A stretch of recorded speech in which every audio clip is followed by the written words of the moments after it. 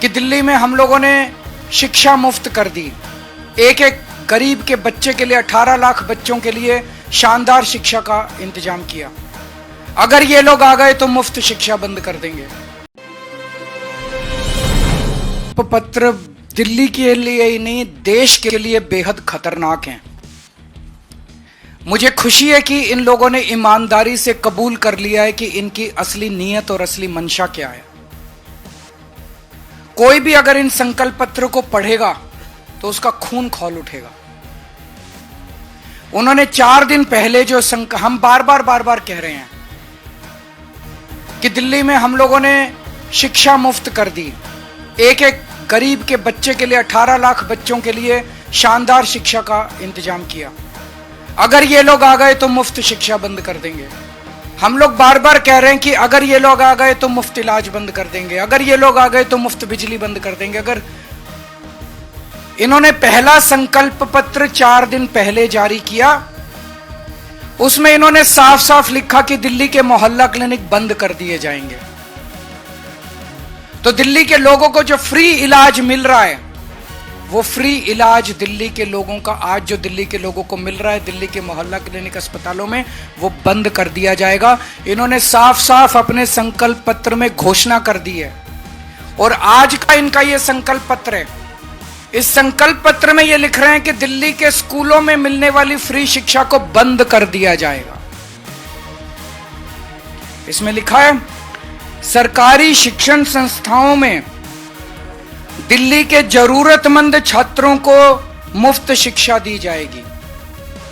स्कूलों में तो सबको मुफ्त शिक्षा मिल रही है, जरूरतमंदों को थोड़ी मिल रही है, सबको ही मिल रही है। तो इसका मतलब ये सबको अब मुफ्त शिक्षा बंद करके जरूरतमंदों को देंगे। इसका मतलब लोग इनके नेताओं के घर के चक्कर काटेंगे कि मेरा भी मुफ्त करा दो जी, मेरा भी मुफ्त करा दो जी। आज दिल्ली के 18 लाख बच्चे दिल्ली के सरकारी स्कूलों में पढ़ रहे हैं, सबकी शिक्षा मुफ्त है।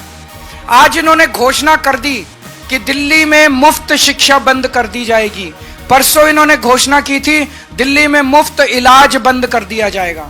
मैं दिल्ली के लोगों को चेतावनी देना चाहता हूं, ये बहुत खतरनाक पार्टी है। गलती से भी इनको वो मत दे देना, आपके घर का बजट ऐसा गड़बड़ाएगा कि आप दिल्ली में रहने लायक नहीं बचोगे।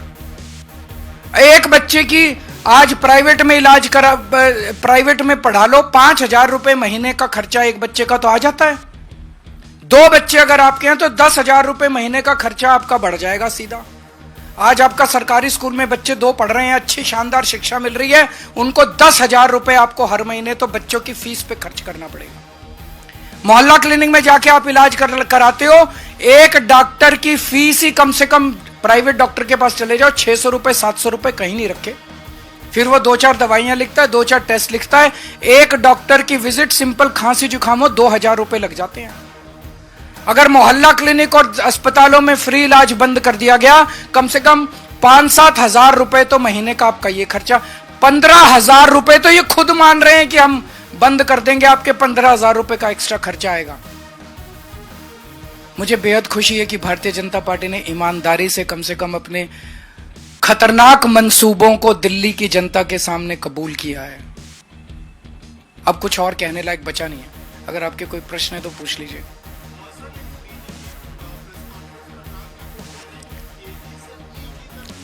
तो केजी से 12वीं तक भी तो पैसे लगेंगे ना। केजी से पीजी के बीच में केजी से 12वीं तो आती है ना। उनकी मंशा साबित हो गई कि नहीं हुई? करवा लें, सारी जांच करा लें, इतनी जांचें तो करा ली। और उनको केवल ये फर्जी जांच ही कराने, मेरे को गाली दिला लो इनसे, मेरी जांचें करा लो और जांच करा लो और जांच करा लो, बस जांच कराएंगे। तो दिल्ली की जनता तय कर ले कि केजरीवाल की जांच पे वोट देना है कि उनकी सुविधाओं पे वोट देना। वो उस पर जवाब दे दिया इन्होंने, बहुत अच्छा जवाब दिया। कल मेरे से मैंने ये कह दिया कि जो सोने का हिरन था वो रावण सोने का हिरन बन के आया था, और सीता मैया उस सोने के हिरन के ऊपर वो हो गया। तो उन्होंने ये कह रहे हैं कि रावण नहीं बन के आया था, मरीची राक्षस बन के आया था।